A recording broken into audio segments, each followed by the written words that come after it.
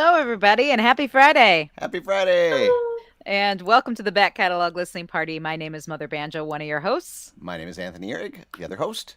And today we have joining us from Texas, Rebecca Loebe. Hi Hi, there. Rebecca. The sound of adulation. How That's exciting. right. And folks are checking in with us. Nick, first to the party here, and Nick. Connie from Richfield, one of our regulars. Hey, and Connie. Good to see you. And Chris, it's not too cold to be outside working on a growler of Minneapolis Uda Pills brewing pills, right? I think it's pretty nice out right now. It's a little Perfect. crisp. It's just started to get kind of fallish here in the Twin Cities, but a beautiful day. And we have, for Saint first Joan of JP. Arc is hitting it with the JP. With the John Bryan. I'm guessing that might be Joe. I don't know, but I could be wrong. We'll see. And then Alan I'm guessing he's joining us from Texas, as he often does, listening on the golf course. Whoa. Nice. Well, try not to mess up your putting, Alan. And Nick joining us from Northern Virginia, and Tony and I joining you from Minneapolis. As I said, it's a beautiful sunny fall day here, and so I thought I would break out the Minneapolis cider. So this is Minneapolis Cider Company, and it's a mango habanero Oh my cider. goodness! Is it Whoa. got a little kick to it? A little bit, but it's nice. It's That still sounds kind of great. still has the nice kind of tartness, but the mango softens it a little. It's lovely, so highly recommend it. Awesome. What are you drinking, Tony? Well, I'm going back to Colorado, one of my favorite spots, to Boulder for an Avery Ellie's Brown. It's a brown ale, and it's super delicious, and a really cute little puppy there on the can. Woof, It just woof. reminds me of fall. So yeah, Well, cheers to that. yeah. Rebecca, are you imbibing anything on Just your? water. So boring. Wow, that is a singer's preferred beverage for sure. It's true. So, It's true. Right. Well, ca- thanks for everybody for being here. I see Wendy just joined us from Austin. Hi, Welcome, Wendy. welcome, Wendy. Wendy. And a big cheers to everybody. We made it through another week, and now we Mhm. get to sit back and listen to really good music and geek out about songwriting and about recording. And if you're new to the back catalog listening party, that's what we do. Ellen and I grew up reading the liner notes, and we Mhm. miss them. Big So, nerds. so we're taking matters into our own hands, and we're so excited to have you with us today, Rebecca, to dive into your 2017 release, Blink. Yeah, I'm and excited to be here. and for folks who might not be as familiar with your music, why don't you give us the brief bio of, like, Oh, yeah. where you grew up, how you got into music, and maybe what led up to the making of this particular record. Sure. I was born just outside of DC, and my family moved to Atlanta when I was about 8 years old. And my family has always loved music, and music was a big part of it, but nobody in my family played professionally at all. But my dad had a bunch of instruments around. And when I was in middle school, I got interested in playing guitar, and also was writing sort of like terrible poetry, in school, as 12 and 13-year-olds often do. And it occurred to me one day that I could take like the terrible guitar playing I was doing and the terrible poetry I was writing and put them together and write like terrible preteen folk songs. So I started doing that. And I'm so glad YouTube didn't exist when I was starting out, because I just wrote I was writing my heart, I was writing my feelings, I was writing love songs about vampires and stuff. And then when I was about 15, my dad took me to Eddie's Attic, which is a pretty well-known acoustic listening room in Atlanta. This hair is driving me crazy. And he took me there for the open mic because somebody at his work had told him that's where the songwriters hang out. And I started going every week that I possibly could, and hearing all of these really great regionally touring songwriters come in on Monday nights. And it was so inspiring. And I just started writing and writing and writing.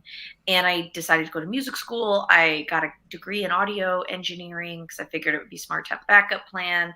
And then when I graduated, I worked as an audio engineer, a Pro Tools editor and session engineer at a recording studio in Boston.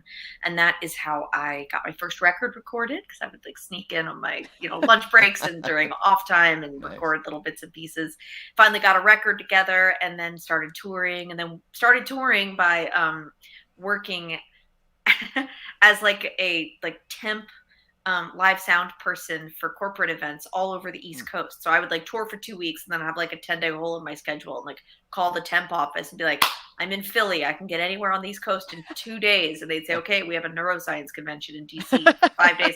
And I'd drive to DC, work 5 12-hour days, like loading and unloading trucks and setting up screens and, backdrops and pipe and drape and like running projectors for a conference, and then tear it all down, load the truck back up, and then go back out on tour. And I did that for like a year or two, I think. And then, started doing more odd jobs to save up money to record my next record, worked at a recording studio to barter time. And then a record came out in 2010 called Mystery Prize. That was all like up to 2010. Mystery Prize came out, did a radio campaign, and was finally stable-ish as a professional musician. And after that, I was invited to audition for a TV show called The Voice. I was on the first season of The Voice on NBC. I left there and was directed by a good friend to start looking for management. I found a manager, wonderful Ralph Jacadine in Boston. He got me a booking agent. I started playing even more gigs. At that point, I was playing 150 or so shows a year. I think my busiest year, I played 187 shows and wanted to just crawl under a rock and sleep forever. That was a lot of shows. And then around 2014, I started touring internationally. I did my first tour in Japan and also in the UK and the Netherlands. And I've been going back to Europe once a year since then. And then in 2015, I really started writing. I started getting serious about making this next record. And started recording Blink. And I really felt this turning point in my writing between 2013 and 15. That's also the time when I was touring as an opener for Ellis Paul. I played about 100 something shows with him across the country. And started recording the record in 2015, released Blink in 2017. Might still be my favorite of my records, even though I love Give Up Your Ghosts, my newer album. There was something about Blink that, like, evolution wise in my heart was just really dear to me. And I'm sorry, this has gone longer than 2 minutes, but I'm almost done. So Blink came out and I fan funded it, and I did the really classic artist thing where I spent every last dollar I had raised on creating the record, on making the art, on paying the musicians, on studio time, on making the actual album. And I had no budget for promotion whatsoever. And the business rule of thumb is that it costs at least as much to promote a record as it costs to make the record. So here I had made what felt like my first, like, real true expression of my soul and my artistic voice. And I had no money left to share it with anyone. And I said, like, well, I'm going to try shopping into labels. And then if nobody bites, I'll release it independently. I waited like 3 months. That's all the patience I had. And I was like, I want people to hear this. And then I did my own release. It got out there. Basically, nobody heard it. Like, it's a secret album. Like, no one's heard this record. But one guy in Houston heard it. Came see somebody else play. I was on the bill. He enjoyed the show. He bought the record, said he listened to it like 100 times. And then he offered me a record deal, and that's how I recorded my next album. Wow. So, just takes one sale. Yeah. Exactly. Yeah. No, that was funny. That night I played that show. This guy, Denby, he's wonderful. He's got this great label called Blue Corn Music. They've got like Ruthie Foster and Golden Wire. They're lovely. He came up to me after the gig, and he was like, hi, my name's Denby. I have a label here in town, and I'd love to talk about releasing your next record. And I was like, cool. I mean, if you want an album, they cost $15. He was like, okay. So he stood in line at the merch table and bought 3 records from me. And nice. And I asked him. And so then and then on Monday morning at 8 a.m., he called my manager's office, set up a meeting, did it really proper. And then they had a talk on the phone, and Ralph called and was like, I think this guy's legit. I think you should meet with him. Denby then drove to Austin to meet with me. And about halfway through lunch, I went from being like kind of like nonchalant, like this is probably nonsense, to like, oh, wait, he actually has a real record label and actually wants to sign me. Oh my God. And my mouth like went dry and my palms got really sweaty, and I like knocked over my water, and like suddenly went from being like aloof, like uncharacteristically detached, to like so nervous, like a 7th grade girl on like a date. I was just like, so anyhow, I survived myself and managed to get signed to this record deal. And I just love it. There feels like there's some poetic justice in that. And like, even though Blink didn't get heard by that many people, it got me to the next step where I feel like I needed to be. So, Oh, yeah. it's the best story. And it makes me feel even more special that I actually have a CD copy of this album. So I I love like that. I don't know if you gave it to me or like how I got it. Because if you didn't have promotion, I don't know how it wouldn't have just randomly ended up in my inbox or something. I did I did a radio campaign with Lisa Gray from Blue Hmm. Corn Music. Oh, So well, that probably shouldn't say I did nothing. I couldn't do publicity. I didn't well, have it any got money its for way to women internet. folk radio Yeah, I here in scraped Minneapolis. together as like I didn't have anything left in the budget, but as I was touring, I scraped together the money to pay Lisa, and it was like it was a lot because it was like as I was on the road, I was like sending her everything I earned basically for a few months, and it was worth it because I love her and I will do radio with her every chance I get because she's wonderful. That's So awesome. Well, and one of the missions of this show really is to unearth albums that artists really love and maybe didn't get as much attention as they wanted it to. So I'm so glad that you brought this one to us today. And we should say that, we're going to be playing a bunch of these songs here and chatting about them. And if folks are listening, have questions, they should throw them in the comments. But Rebecca did say she has some copies of this, so it's not like it's not available. So you have an opportunity to add it to your collection. So just Yep. saying that. We'll throw this in the comments. It's their website, but yeah, do you have them there? Can you sign them even? And I'll write anything you want on it. hey, and this that you heard it here, folks. It's between you two now, but you can go to RebeccaLoebe.com and pick up your physical copy. But I don't know about you, I'm really excited to dive into this. Yeah, let's do it. So the first track you picked to feature from the record is Lie. Is there anything you want to say about it before we dive in, or you just want to listen and talk about it afterwards? This is one of the first two songs that I wrote for the album. I believe it is actually the first, and the next song I think we'll play is probably the second. I wrote them in the same week.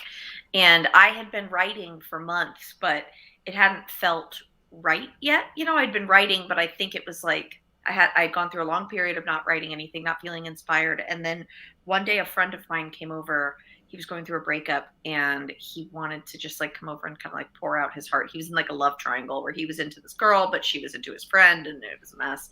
And I was a really good friend because I didn't like bop this grown ass man on the head and say, this is what you get for constantly falling in love with 22-year-olds. Instead, I said, hold on, let me go refill your wine. And I went inside and I sat down on the couch and picked up my guitar, and this song just like spilled out just in almost one shot. And that doesn't happen to me very often. So this is called Lie.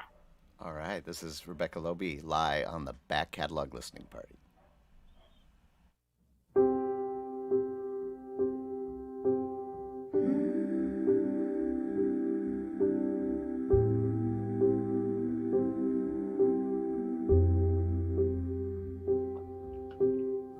So much for good goodbyes. I mumble as you try to paint the door shut on your way.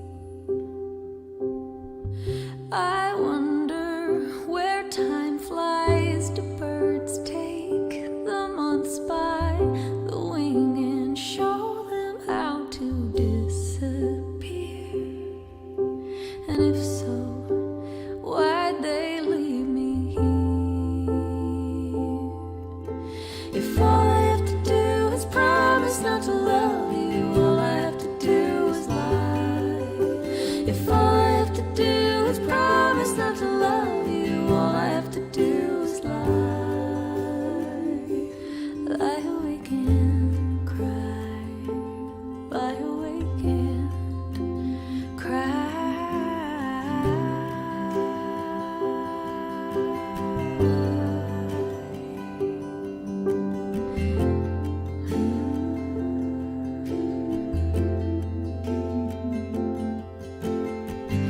I've tried more, I've cared less, I've prayed for forgiveness, I've been a cold voice on the phone, but that don't make me less alone. If all I have to do is promise not to love you, all I have to do is lie. If all I have to do is promise not to love you, all I have to do is lie.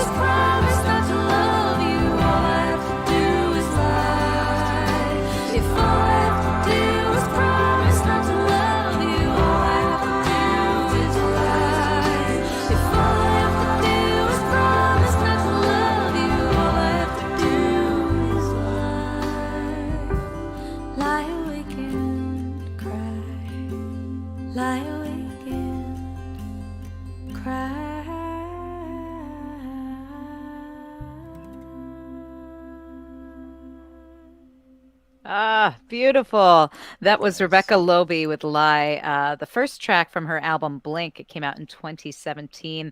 Not heard by as many as we all think it should have been. So we're really excited to revisit it today on the show. And I agree with Joe there. Incredible harmony blends at the end. Was loving the harmonies even in the center part of the song, but at the end, all the layers and the kind of like around, it was beautiful. So tell us about who's singing on this track. Is that I, did you duplicate yourself, or are there other people singing on that? I'm in there, but I'm not one of the featured background singers. I'm just texturally in the background. But there's a harmony singer on this record, a guy named Danny Malone, who is a wonderful, weird, cool, talented, genius singer-songwriter from here in Austin. He's got a record probably 10 years old now called Balloons. It's one of my favorite records of all time. And he was really close with my old roommate. And he was around a fair bit in this era. And he agreed to sing harmony on this record, which was cool because he got asked a lot and didn't really do it very often, because something about Danny Malone is he doesn't really do things he doesn't feel like doing. So I felt really fortunate to have him. And it was an adventure. I went over to his barn. He lives in this he owns a house, but he lives in the barn behind it and rents out the house. So I went to Danny Malone's Magic Barn with a hard drive full of all the tracks and gave him and we pulled up the first song, and I asked him, and it was a different one, it was Bad Things, and I asked him if he could, do some vocals. And I thought we'd do them all together there that night, but he spent hours arranging and trying and singing harmonies just on that first song. And he sings really interesting parts and intervals that would never occur to me. And I realized this was going to take a lot longer than I thought it would. And I said, how about I just leave this hard drive with you and you come up with whatever you can come up with? And he was like, that'd be great. And I gave him a deadline, and the day before I hadn't heard anything from him, and I reminded him, and it was tough to actually extract those parts from him, but he got it done. And then we needed to bring him into the studio, and there is actually a picture of him in the studio with his hand up like a rock star.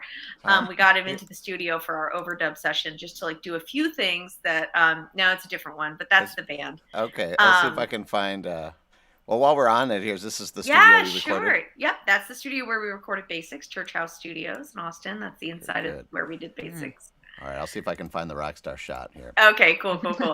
And so we had him come in. Oh God, I'm remembering now. All right, Danny Malone, if you ever hear this, I love you, but I'm gonna just tell this how it happened. So he was supposed to be there at 2. And by noon, I hadn't heard from him. I was getting nervous. By 1, I hadn't heard from him. I was getting nervous. And we had finished up with the other singers, and Danny Malone was not there at 2. So I call him. He doesn't answer. I call him at 2:30. I call him at 3. He's just not there. So we're working on other stuff. But we had our, studio time scheduled out pretty well, and we were caught up. So there wasn't, and the producer had flown in from Atlanta, and we're at the studio in downtown Austin. So finally at 3:30 or 4, I drove to his house. And I drove to the Magic Barn, and I knock on the door, and his bandmate roommate comes out. And these are all they're nighttime people. So the bandmate roommate has bedhead. He comes to the door, and he's like, hey. And I was like, hi, do you know where Danny is? And he was like, is he supposed to be at the studio? And I was like, yeah. He's like, okay, give me a second. So he calls a lady friend that had been the last person that Danny was seen with at a party the night before, calls her, is like, hey, Danny's supposed to be at the studio right now. Can you get him there? And half an hour later, a rumpled Danny Malone shows up at the studio. I was like, man, I'm really hungry. Do you guys have any pizza? So we ordered him a pizza. And then he just produced absolute brilliant vocal parts. It was, and the engineer, who didn't know him at all, was like, what is happening? This is insane. But it was he's a special creature who has special needs, and it was worth it. In my opinion, definitely worth a pizza to get those vocal parts. That's what I would say. Absolutely.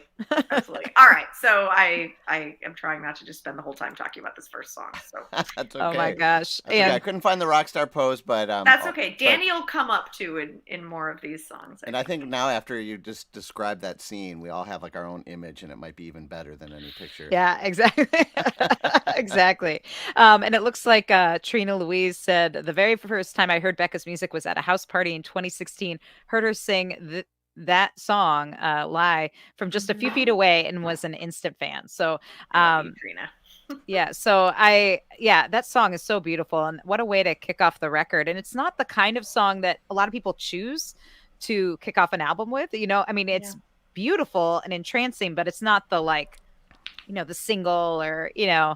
in that way. So, when you pick the song order, like, do you kind of have an idea when you're like putting together the songs? Oh yeah, this is going to be the first track, or is it not until like you Mm, have the finished product that you start kind of rearranging them in your mind? I always have a little bit of an idea as I'm going, and usually I'm wrong. And usually putting too much pressure on any song saying this is going to kick off the record or this is going to be the single, like, that Mhm. there's a scientific principle that observing something inherently changes it. I think putting that amount of pressure on a song in the studio inherently like makes you screw it up or like get your expectations too high or makes it hard to pinpoint exactly what you want because you're like, this song is great, it has the potential to be the one with the special magic sauce, I just need to add that special magic sauce. What is that again? I'm not sure. So it's like, rather I think it's better to be like, all of these songs are great and deserving of my love and attention, and I'm going to pursue each of them to their fullest potential and like give them what they want and what they need to be the best versions of themselves, and then go through and listen and figure out which ones have the special sauce that like you think is gonna connect with people, or that you feel portrays yourself in the way you want to be portrayed. Because it's impossible to guess like what the zeitgeist is going to want at any particular moment. I mean, Mhm. it's just a moving target. Um, which is what makes it so satisfying when something really lands. So all that being said, I chose this song to be the first because I'd gotten some advice from a friend of mine, a guy I met through The Voice, who's one of the A&R reps for Universal, and his advice about sequencing was, if there's only one song from the record that you want to make sure people hear, put that one first. Yeah, makes Like, sense Advice. because that's what people do. They hit the Yeah. first track. So, Yeah. and even more true now with streaming, people will Exactly. go to that one first. Well, it's a beautiful song, and I can't wait to dig into more of this record with everybody. So let's get to this next track. We're going to try and squeeze in as many as we can today. Forever Young Forever. Anything you want to say, or you just want to dive in? I wrote this the same week as Lie. All right. All right. All right. Well, let's give it a listen. This is Rebecca Loebe, Forever Young Forever, here on the Back Catalog Listening Party.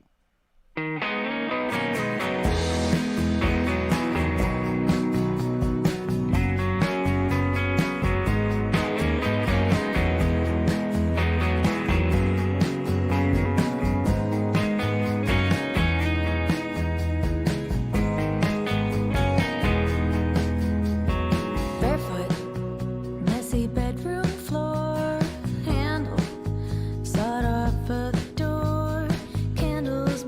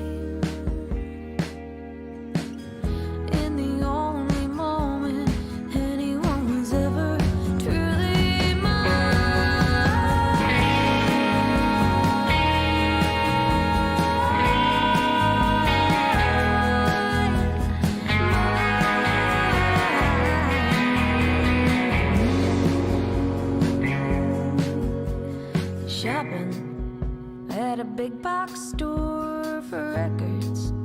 They don't make no more. Crossfade to a song I knew forever young ago. We may not always be this fun. We may not always be together, but we will always have forever young. We'll always have forever young. We'll always have forever young, forever.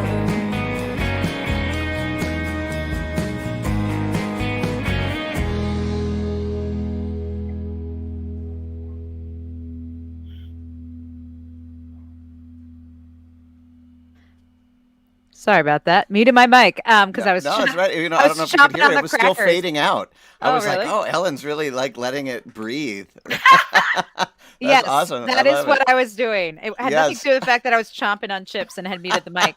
No, Um, that was a nice, really long fade out. well, it was a really nice long fade out, and I have to say it. What I was saying was it was like a really nice road song. Like I would put that on my mixtape for my road trip, and I have to say. Of course, that's what I loved about that song is talking about making the mixtape, and of course, with that artwork with the boom box. I have to ask, were you an avid mixtape maker back in the day when cassettes were the thing? Yeah, when I was I was born in 83, so I was, a teenager in the 90s. So I sort of like I had CDs and cassette tapes and MP3s all in my adolescence. It was an interesting cross section. And I definitely exchanged mixtapes with my friends from summer camp. I made mix CDs for friends, and by the end of high school, I was making mix CDs with songs we downloaded from Napster. And I know, crazy. So yeah, I loved a mixtape. I loved a mixtape, and mixtapes are a fun format because they're much longer. They're long, and like you've got to get that crossfade right, and you've got to get it's like you're being a DJ. You've got to get your blend right. It's got to have the right vibe, and then you have the whole opportunity to make cool artwork, and it's a real commitment. I think as an artistic statement and as like a statement of intention about how you feel about someone. There's something a lot Yeah. more thoughtful about making someone a mixtape. Well, you Than had making a because burned CDR or like a Spotify playlist. Is that what the Yeah. kids are giving each Yeah. other these days? 'Cause I that's- guess. Took me like 2 minutes. I threw it together. Here you go. I know.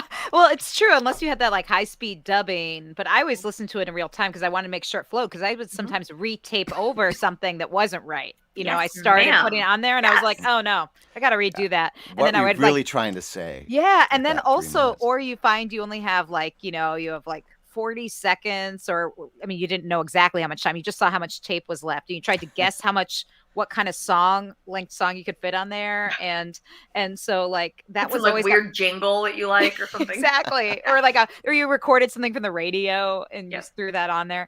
Yeah, I love that. I was an avid mixtaper, my mixtape maker. It would be like my Friday nights, which just says something sad about my adolescence that I'd like want to stay home and make mixtapes instead of go Well, out. things haven't changed too much Friday here at 4 o'clock. Here we I was are. gonna say. True. Although now I have a lot more friends to do it with, and this is great hanging out with all of you and revisiting this record. And Joe, yeah, we were just talking about that cover with the boombox. So you in the shopping cart, yeah. Tell us about this image and why this was the cover for it. I had it in my head that I should have because the songs on this record felt a lot more personal and intimate. So I felt like I should have sort of a personal, intimate portrait for the front cover. And I did 3 different photo shoots and never felt like we captured. Yeah, there were plenty of good photos, but nothing that felt appropriate to be the cover. So, or maybe I'd done 2. I'd done 2 fancy photo shoots. So for the third, I called up my friend Jen Hello. Great photographer. She shoots exclusively on film. She is militant about it. And I was like, look, can we just wander around the neighborhood and take some pictures? Because like I want to do this portrait shot, and I don't think I've been comfortable with any of the other photographers. So can we give it a try? I've always felt like a vibe with you. So we're walking around and we get to this we go to this particular parking lot because it has a cool brick wall. It has a cool cement wall. It has a cool like wooded area. Like there's just a lot in this abandoned parking lot behind like an old laser tag place, and there's like a Target nearby or something. And so we were taking portraity shots around, and then we found this abandoned shopping cart. And so to just skip to the end, Joe, no, there's not a big metaphor here, but we found this abandoned shopping cart and started playing around with it and taking pictures with it. And remember, this is on film. We have 3, 4, 5 rolls of film, each with 12 to 24 shots. So we have a finite number of pictures we can take. And Jen is very studious in how she shoots. You shoot with somebody who's digital, they're just like boom, boom, boom, boom, in case they get something cool. Every time she puts her finger on the trigger, there's a 50% chance I'm going to really love the shot. Like she's a very high hit rate. So, and she doesn't push click unless she's pretty sure it's going to look cool. So we start playing with the shopping cart. I get in it. She's like, oh, this is fun. This is cool. Hey, hold on. I need to change film. So she's changing film, and I just like relaxed and let myself like lean back. And we had gotten this boombox because we had the idea that like with the mixtapes and this and that might be a fun prop to have. So we had gone to the shop and got an old boombox. I still have it at my house. And so I was in the shopping cart with the boombox, and the sun had just come out from behind a cloud, and I leaned back and just like took a deep breath and relaxed. And she clicked that. She had just gotten the film back in her camera. And that's what that shot is. And of all the shots we took that day, and there were some other cool ones and some that we used, that's the one that I chose for the cover. I looked at a whole bunch of different options, and that was the one that actually somehow felt most appropriate for this body of songs. And Trina, I'm glad you love the boots. I'm actually wearing them today. Wow, that's Nice. amazing. Yeah. That's great. And you said you still have the boombox. So I mean, clearly do. these were pivotal. These weren't just props for the photo shoot. These are True. These are items that you cherish. And Part of my there's life. something about, I mean, I think this is a mark of a really great photographer, but they know when the picture is actually there. And we oftentimes talk about a very similar thing with when people are recording in a studio. Like sometimes there's a third party that is there to make sure that you don't overthink it. And when you hear the take, they say that's the one, and it can be such a gift really for people in the studio. And I'm just curious, was there folks like that for you? Was there a particular engineer or producer for this album that may have helped you with some of those decisions? I'm so glad you asked. This album was produced by my friend and longtime collaborator, Will Robertson. I met Will back in 2003, I think, when he had just graduated from Berkeley and I was still an engineering student there. And he was moving to Atlanta, and a mutual mentor of ours, a teacher named Mark Wessel, said, oh, you're moving to Atlanta? Becca's from there. You should get together. So Will invited me out to lunch. We had Indian food at the buffet across the street from school. And we start chatting about Atlanta. And I saw he was starting to ask me questions about it. And I mean, I had graduated high school at 16 and moved to Berkeley 2 weeks after I turned 17. Like I had never set foot in a club. I had never purchased a house. I had no idea where to get a house that was in a good school district. Like I knew nothing that this grown married man needed to know to like move to Atlanta and start his life there. And I saw that dawn on him really quickly. And he just changed gears, and we just had a great conversation about Berkeley and engineering and music and this and that. And we said goodbye, and I wished him luck in Atlanta. And then I went my way, he went his. And then I was aware that he was in Boston working as a producer, because he produced records for a couple of friends of mine that had a good experience, but I didn't ever see him again. And then about a year later, I was working on my very first collection of demos at that recording studio, and I had hit a wall recording my own vocals. They just didn't work. They didn't sound right. They sounded technically proficient, but with me producing myself, I was making sure that I sang it correctly, but I wasn't able to judge whether it was hitting any emotional marks. It was, I think, too hard to be the judge and the jury, basically. Too hard. Like, I couldn't sing analytically. I couldn't sing emotionally knowing that I was going to have to analyze it analytically. So I asked him to produce the vocals for that record, which he did, and he really helped get that much further along than it otherwise would have been. And then we've worked together in various capacities ever since. He's played almost every show I've played in Atlanta since 2004. He's toured with me several times. He's been involved in all of my records and EPs except maybe one. I just love love working with Will. He's my secret weapon, and I want Is he to work one with of him one of the forever. folks in the shot here? He is the one on, when you're looking at the photo, he's on the left of me. He's on my Oh, right. Yeah, all right, all right. that's Will. And tell us Excellent. who else Yeah. is in this shot. Certainly. So from left to right, the guy in the sunglasses is Robin McMillan. He's the drummer. And so Robin McMillan is the drummer, Will Robertson, me. On the right, there's Grant. He is the engineer. And then next to him is Chris Cox. And then next to Chris, Chris Cox was the engineer's assistant and played keyboards. And then to the right of Chris is Andrew Pressman. And what's really interesting to me about this band is that it's a lot of close friends. So Will is obviously a very close friend of mine, and Andrew, the bass player, is a very close friend of mine. He's married to my best friend Raina Rose, and Andrew and I are also very close. So when I was casting the band, I decided that since I was going to be playing live in the studio with a band, I don't tour with a live band. So I needed to figure out a way to like take a shortcut to a vibe, to like a lived in familiar feeling. So I asked Drew, who I knew was going to play bass, who his favorite drummer to play with is. And he said, well, Robin, we've been playing together since high school. I love playing with him. So I flew Robin in from New York to be the drummer, because I feel like having like a real bond between the bass player and the drummer gets you like 90% of the way there. So they were psyched to be playing together. And then for the engineer, I had Grant, who had worked at that studio before and had made records with Andrew before. And then I asked Grant who he would like to have as an assistant engineer. And he said Christopher. And then I said, doesn't Chris also play keyboards? And he said, yes. Then I had Chris playing keyboards. So it was like Grant and Chris are best friends. Robin and Drew are best friends. Drew and I are best friends. Will and I are extremely close, like lots of important friendships, like pinging all over the place. So there was all of this chemistry going in. And also what I felt was that everyone in the room wanted to make the best record they could for the sake of the art and for the sake of the relationships that they were developing or like furthering in the room. They wanted to they wanted to impress their friends and like create something cool with their friends. And this is my vocal booth that you guys are zooming in on. These are reminders that my best friend Raina helped me make. We sat at her kids' like art table and got out the crayons, and I was saying that I wanted to put up reminders to myself to like make eye contact with people and breathe and get to the essence of each song.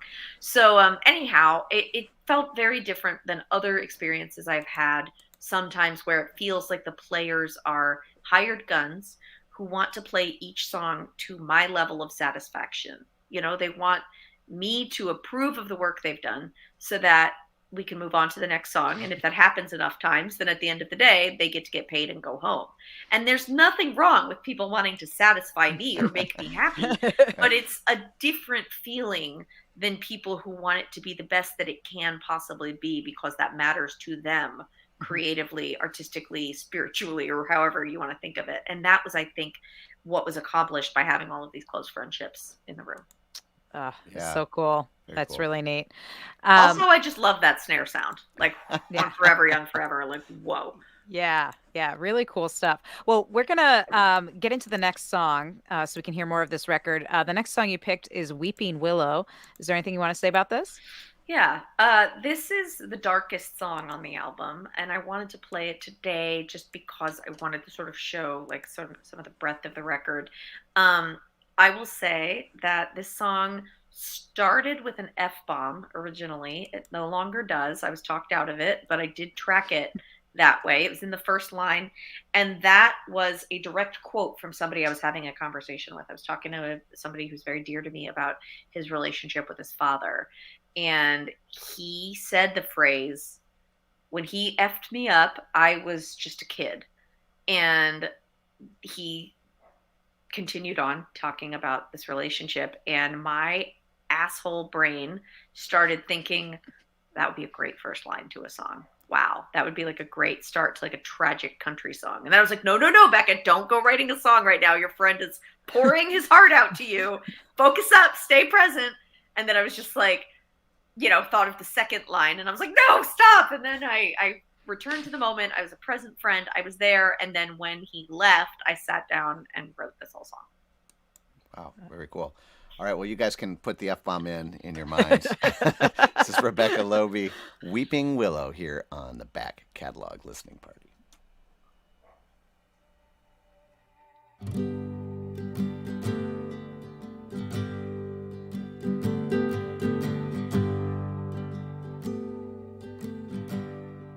When he messed you up with the back of his hand, you were only a kid. He was barely a man. His tongue was a sword, and he knew how to wield it. But you held your ground and tiptoed around, unshielded. Come lay your head right next to mine.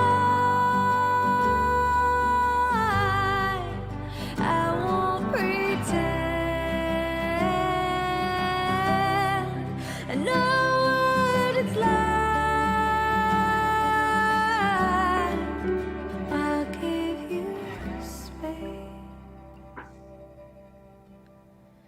and half of my pillow. I'll calm you down. I'll stick around, weeping willow. I see you shake like a dog that's been kicked. Whenever his name crosses your lips, most of the days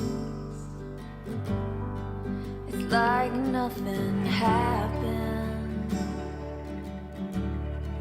But sometimes at night I see you fight with the scars of a champion. Come lay your head right next to mine. I won't pretend I know what it's like. I'll give you space and half of my pillow. I'll bend and sway when it all blows your way. Weeping willow. I know it's hard, but I'll hold you harder.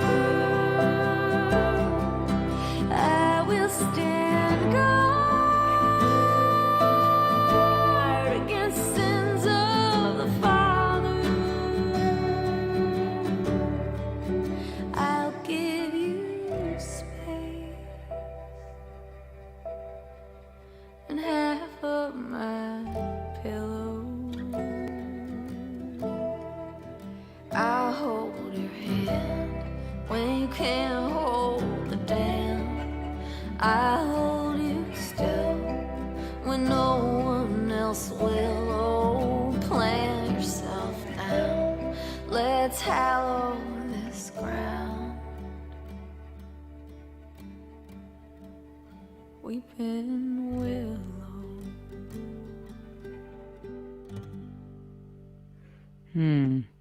Rebecca Loebe with Weeping Willow from her 2017 release Blink, which we are revisiting today on the back catalog listening party with Rebecca joining us from Austin, Texas. And that song, I love that you take your time with that song. You know, nothing feels rushed or overcrowded. I love the sort of space for the lyrics and the emotion that you really get in that song.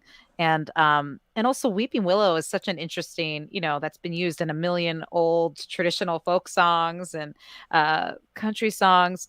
It's kind of nice to hear some of that imagery with some, you know, there's a lot of pop flavors on this record. So I'd love to hear a little bit about like what did you grow up listening to? Did you listen to sort of that some of that traditional like folk and country music, or were you listening to sort of pop music and the folk stuff came later? Great question. I grew up listening to pop music from the 50s and 60s pretty much exclusively till I was about 13, and my mom got so sick of it she couldn't handle it anymore. But my parents had like a really deep stack of like kind of old Motown soul and girl group records in their vinyl collection. Um, and that's what I when I was like little, like 5 and 6, that's what I listened to. And when I started buying CDs, I was buying a lot of those like kind of compilation mixes and stuff. It's just what I gravitated to. I was so obsessed with 50s girl groups as a kid that I actually, as like a 5-year old, got the like mistaken impression that the music industry was dominated by women and completely controlled by women, like populated and Wouldn't controlled that be by women. nice? Yeah. Yeah, Nice. to the extent that as like a 5-year-old, when I first heard Thriller, the Michael Jackson record, I thought, oh, that's really good for a boy. Like condescendingly. I love that. I is I what I is. I can't help it, guys. I love Wow. that. Well, I also think it's interesting that because I did not know that about you, that you listen to a lot of those girl band groups from like the 50s and 60s. And it's so interesting because now you are in your own girl group. Hell yeah, I am. Nobody's girl with two of our past guests, Grace Yes. Pettis and Betty Sue, who It's we true. had a blast with both of them. Was this like always a dream of yours then? I mean, I know you've been doing the solo songwriter thing for so long. Was it kind of always your dream that one day you'd have your own girl group? You know, yes, in a way, I had actually toyed with the thought of doing like more of a throwback girl group Mm. thing. And then Charlie Faye did it so well. I was like, well, I don't have to do that anymore. She knocked it out of the park. And I never really thought that I would be in a band, like a collaborative, all the way band. And it happened totally by accident and has been really fun. But I wanted to loop back to something you said. We were talking about the imagery of that song. Mhm. And something that popped in my head when you said that, especially because you're asking about growing up, is that growing up, my house in Atlanta, we had this really beautiful tree in our backyard that was a weeping willow cherry blossom tree Mm. hybrid. So I've never seen one like it. And every spring, it was a big weeping willow tree, but the tendrils were like pink cherry blossoms. Oh, wow. Mm. So every spring it would bloom with like these just like tendrils. I didn't appreciate it as much as I should have. It was just part of the backdrop of my childhood and it was gorgeous. And when my dad sold that house, the new owners were talking about cutting down all the trees in the backyard to like flatten the yard and make it more like of a green, suburban backyard. And my dad said that he had to literally suspend his disbelief that he found himself begging for the life of that tree. Like he begged the new owners and like appealed to their sense of like financial, I don't know, intelligence, and was like, look, that's a very rare and valuable tree. And I think it would damage the property value to cut it down. Yeah. Well, Wow. That tree was so special. So anyhow, it doesn't surprise me that I eventually worked a weeping willow into that song. But the other memory I had listening to the song is that song is obviously sad and hard subject matter. I don't play it live often, although I try to when requested, because I find that most of the people who request it have hard history that song helps them process. And so I do play it live when somebody really wants to hear it. But when I was singing it in the studio, the first take, I was really thinking about my friend and our our conversation that led me to write the song. And I was like just really trying to be very present in that moment. But by the end of the first performance, I was sobbing. I was crying so hard, and I was singing and crying, and most of it was unusable because I was unintelligible.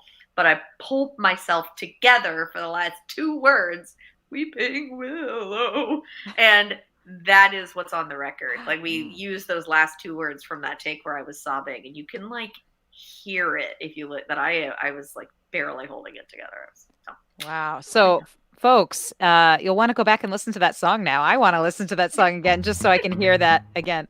I was tempted to. Tony's gonna find it. When you can't hold it down, I hold you still. When no one else will, oh, plant yourself down. Let's hallow this ground. Weeping Willow. Oh, hear it, wow. right? Yeah, you can. Well, I mean, I felt the emotion not Yeah. knowing. I mean, you don't need to know you were crying to feel that when you listen to that song, which is so beautiful, but it does add an extra layer for sure to hear that, which is what we love about this back catalog listening parties. We get these tasty tidbits and these things you wouldn't know if the artist wasn't here to tell us about them. Because, you know, you don't write that in the liner notes of the album. Like, I was crying right here. Right. Sobbing my face off. Well, and you were talking about the space in the song, and because there's a long enough pause, let's hallow this ground. 2, 3, 4, weeping willow. We were able to like use just those two words from a different take because there was plenty of space to like bring it in, and it wasn't like a weird edit, and it wasn't like rushed. And you know, we try not to do too much of that like super fine chopping, but that seemed like a good occasion for it. Yeah. Something I learned about myself on this record, and this was my third or fourth full-length record, depending on what you count as my first album, is that my posture in the studio really affects my vocal delivery. I had experimented with things like lighting and, mood, and you saw my little vocal booth at the studio, where I had like put up little signs and like a little Buddha statue and little candles and stuff.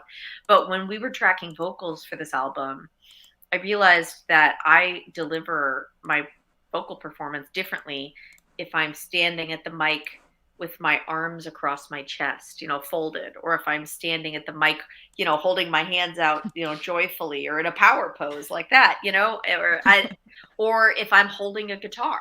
Sometimes not even singing or not even strumming the guitar, but if I'm at the vocal mic and it doesn't sound natural, it doesn't sound authentic, sometimes Will would come in, give me an acoustic guitar, I'd put it on my body, and then he'd say, do it again.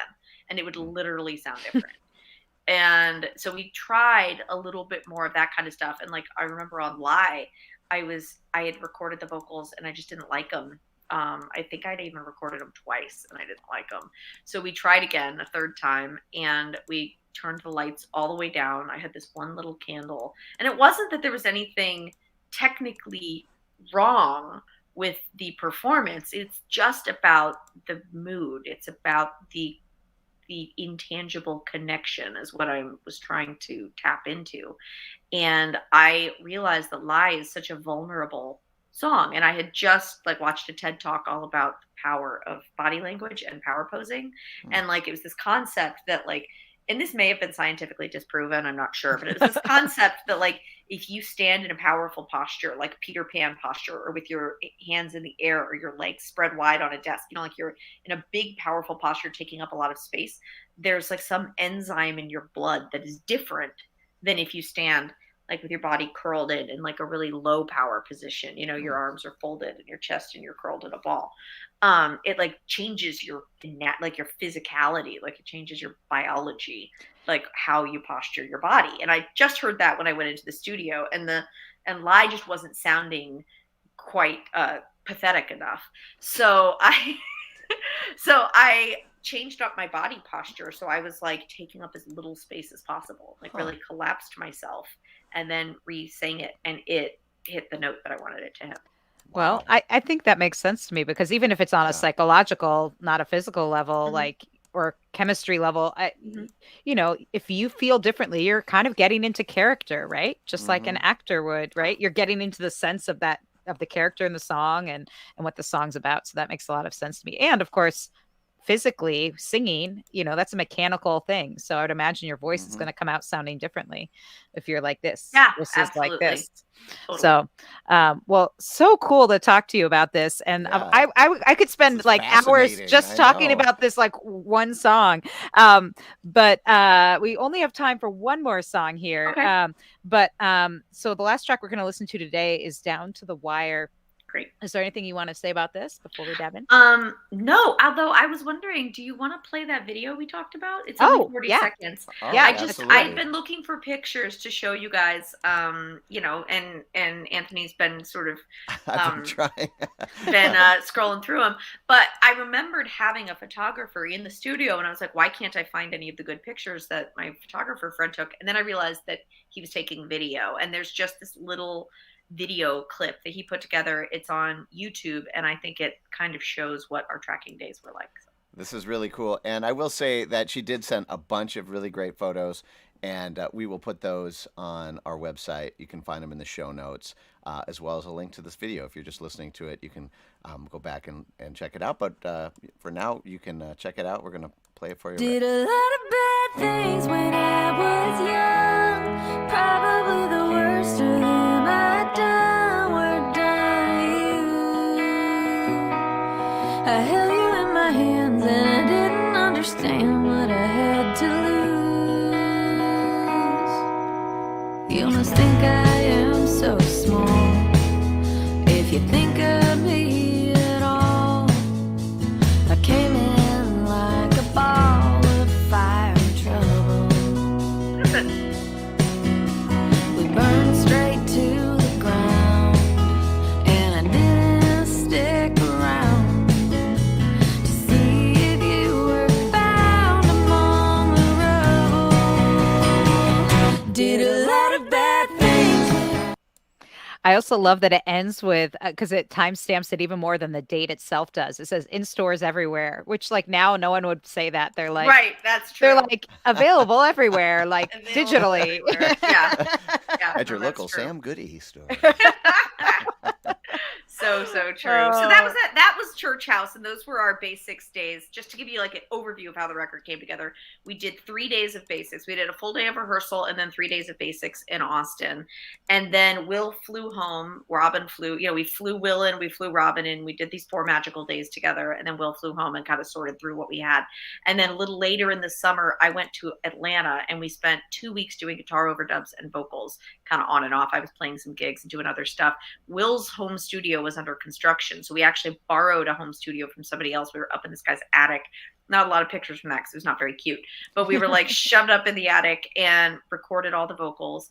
And then we also, I think, did the keyboard overdubs because I was militant that I wanted to use real organ. And he was like, Becca, organ patches sound good now. I was like traumatized by bad keyboard patches from the early 2000s. And he was like, I swear they sound good now. We can use patches for organs and piano. And I was like, no! They must be real. I was like, oh, right, fine. You got a degree in audio. You Yeah. know what? You're going to tell the difference, and that's what matters, right? Yeah, exactly. So then we did that for 2 weeks, and then around Christmas, around New Year's, he flew out to Austin. We did 2 more full days at a really beautiful studio in another old converted church, but not Church House. This is 11th Street Sound in Austin, 12th Street Sound in Austin. And that's the session that Danny Malone showed up for and got pizza. And that also Anthony DaCosta came and played electric guitar and on all day on his 25th birthday, which was really sweet. And Anthony did some great harmonies. All the male harmonies on the record are either Anthony DaCosta or Danny Malone. So this next song is called Down to the Wire. And this is one of my favorite stories from tracking, which is why I wanted to make sure to include this one, is that I always played this song in sort of a bossa nova type of groove. It's like a boom, boom, boom, like doka doka dong, you know, ba da da da da da da da da ba boom, chicka doom, doom. That's just how I'd always played it since I wrote it. Oh God, wait, sorry, one more story. So the song is called Down to the Wire. ask me about the chorus after you hear the song. I'll tell that story after. So I'd always done it in this bossa groove. And we tracked it that way on like the first day. And then we moved on. We did this, we did that, we did other things. We finished tracking on the third day, about halfway through the day. And then we were going to move on to overdubs. But once we were nearing done, I tapped Will on the shoulder and said, like, listen, I really think we need to revisit Down to the Wire. Like, it just doesn't work. And everyone was open to it. And I was just like, I don't know what we need to do, but what we did already was my idea, and it's not working for me. So somebody else try something. And Will was playing acoustic guitar, and he started just playing this like weird, like kind of like 70s, like pre-disco Fleetwood Mac, like something you would wear while you like have like a runner's headband on and you're like in a training montage in a Rocky movie or something. Like the weirdest groove for the song. I would never have thought of it in a million years. Not bossa nova though, right? Yeah, no. And then Robin, the drummer, like hops behind the drum kit and starts going and then I start singing and Will was like, get in your booth. So I run to my booth. Grant runs upstairs to the control room, and we track it in like 3.5 minutes, and that's what this recording is. Wow. Whoa, that's awesome. All right. Well, let's listen to how it came out. I can't wait to hear both of those things and imagine the montage. This is Rebecca Loebe, Down to the Wire, here on the Back Catalog Listening Party.